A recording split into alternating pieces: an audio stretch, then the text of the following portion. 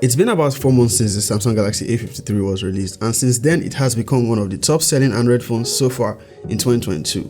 For someone who has been using it mostly during this period as my secondary device, I'll say on one hand the Samsung Galaxy A53 is a nice phone with solid features, but on the other hand it has an Exynos problem.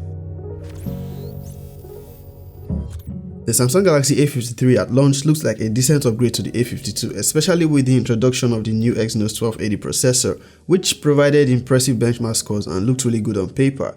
But the lack of optimization has pretty much limited this device from reaching its full potential. How exactly does this affect its overall performance, you might ask, and how come it's one of the best-selling Android phones so far in 2022? Well, like I said earlier, it's a great phone with solid features. Its more refined and minimal design makes it comfortable to handle. I've been using it without a case. While I've mostly used it as a secondary device, I had a period where I broke my S22 Ultra and this was my primary device until that got fixed. Even now, I still use it pretty much regularly. It's the phone I use when I'm not holding the S22 Ultra. It has held up quite well for a device used without a case. The only thing I'd say is noticeable is the micro scratches on the Gorilla Glass 5 protected display. I've dropped it a couple of times and I'm yet to break anything. This particular color has also held up well, and I can say it's of fine quality on the plastic build. You can barely find any scratches, not even on the glossy frame, except for this crack which came from a really hard fall. I'll say it's a well built and durable device. I don't think there's anything I need to say about its display. It is just as you'd expect from a Samsung Super AMOLED, and over time it hasn't dropped in quality. For media consumption paired with the stereo speaker setup, you will surely be satisfied with the sound that comes out of it. I must also say the mic quality does good for recording if you send voice notes a lot. I've used it on Twitter Spaces and had no complaints. Another area where the Galaxy A53 has impressed me is its cameras. So I've done a couple of comparisons with other devices including the A73. I'll have them all linked in the description. Now the A53 has come out top in its camera quality. Selfies are sharp and detailed, HDR processing is very good, and you can say this has arguably the better camera performance for its price, and if it's just for the cameras, this is highly recommended. But let's come down to the reasons you might not be satisfied with this device. First, you do not want to game on this guy.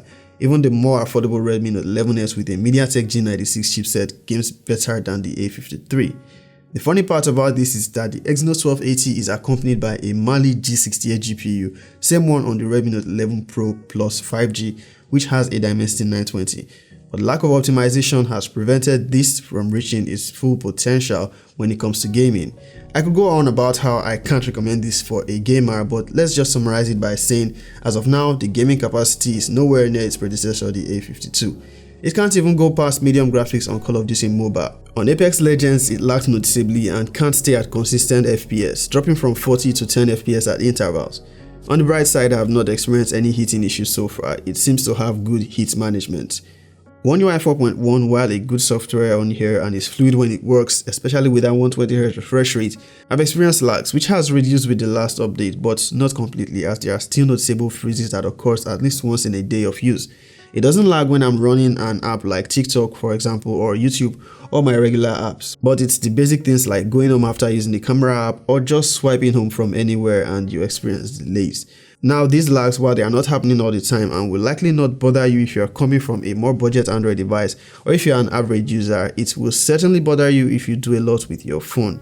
Like I said, with the last update it got a bit better, but still not good enough, and unless Samsung does something about these lags with a proper update, I can only recommend this to an average phone user that doesn't really do much on their smartphone. The cameras will definitely impress you. Battery life is solid and for the most part, performance is decent when it's not doing the occasional lag. It still has enough time to get significantly better with software updates, as this is slated to get support up to Android 16.